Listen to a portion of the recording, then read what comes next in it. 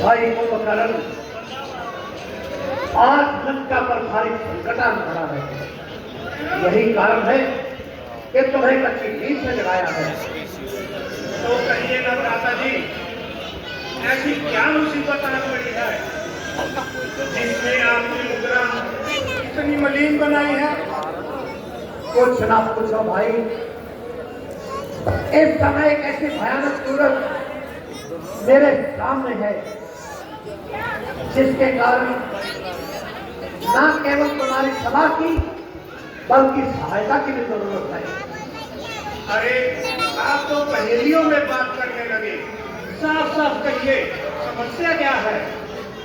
भाई कुंभकर्ण, ये बात जानते ही हैं कि अयोध्या के दोनों राजकुमार राम और लक्ष्मण वानर और भालू की सेना के साथ लंका की तरफ बड़े आ रहे हैं और इस संकट की घड़ी में भविष्य में हमारा साथ छोड़ गया है। जब हमारे घर का ये हाल है तो ऐसी हालत में शत्रु पर विजय पाना सख्त मुहाल है। तुम मुश्किल की बात कर रहे हो रावण। मैं तो ये कहता हूँ, अगर तुम्हारा यही हाल रहा तो राक्षस कुल का नाश हो जाएगा।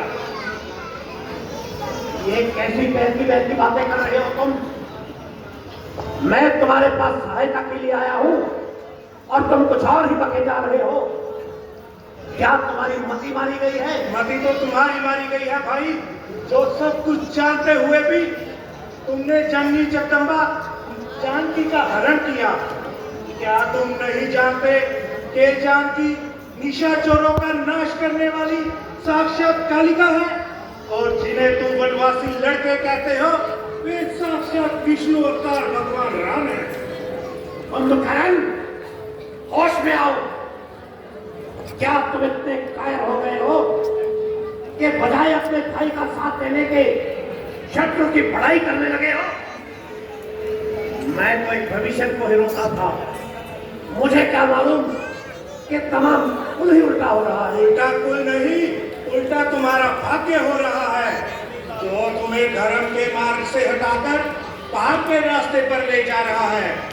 बहुत भाग्यवान है अनुज भविष्य, जो आग लगने से पहले ही प्रभु शरण में चला गया।